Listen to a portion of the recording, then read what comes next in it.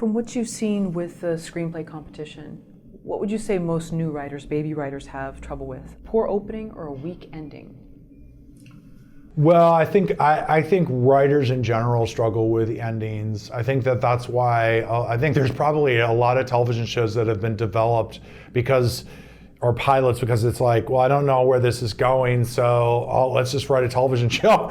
Let me just write a pilot, and then I'll figure out the ending later, because the ending is probably the hardest thing. It's probably the most elusive thing for even films that have won Best Picture, to not be able to wrap things up and in a truly classic way, with some sort of magical, imaginative, powerful, cathartic, surprising, revelatory ending. I think that in general, endings are always tougher. So I imagine probably people starting off, I think they're able to get started more easily than to finish something. Absolutely. For yourself personally, which of the two did you think in the beginning was one of your traits that you had? I think that, again, I think sometimes I have the ending and I know what the ending is, or I have an idea of what the ending is, and I don't really know other things. And then the other times I don't know what the ending is, and I struggle with, like, I don't know how this is going to end, and then you're trying to solve that, how you're going to end. But so it goes project to project for me. And I don't think it's an automatic, like, I can never have an ending. I always, like with Love Liza, I always had an idea what the ending was, but with the short that I made that went to Sundance and called Dog Bowl, I didn't know where it was going, and the script that the two projects that I'm working on right now that I want to direct, that's like one or the other is going to probably happen in 2019.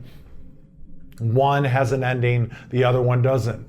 So either one of them, there's no set pattern to that. It's just sometimes you have a vision and you go, ooh, there's an ending, that's awesome. And then, and then other ones, it's like, you don't really know like what the kind of clicker at the end is. So I have not found that writer to writer, people are good at one thing versus the other.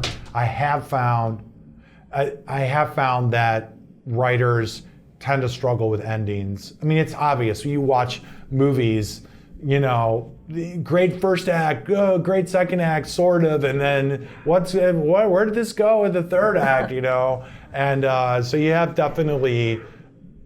definitely have some problems with that. So the ending is very difficult.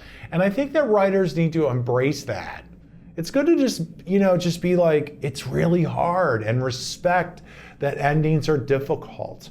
And again, that's that humility to hang in there and be like, okay, it's difficult, but I'm not gonna settle for less, and I'm gonna hang in there until I have a good ending. I'm not gonna just sign off because this is too uncomfortable, because I don't know how to solve this, and I want this to be over, and I'm sick of this script, so I'm just gonna use this ending.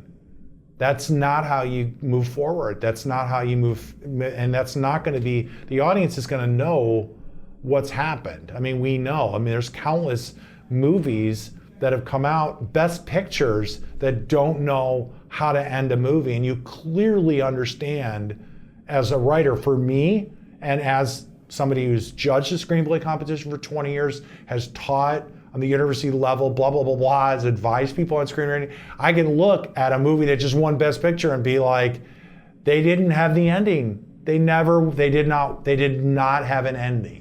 And I'm not gonna, I don't want to throw anybody under the bus. So don't ask me, but like Shape of Water, which just won, I don't know when somebody's watching this video, but it had an ending, didn't it? It had sort of a revelatory ending. I did not expect the ending. Maybe some people guessed the ending, maybe, but there was an ending.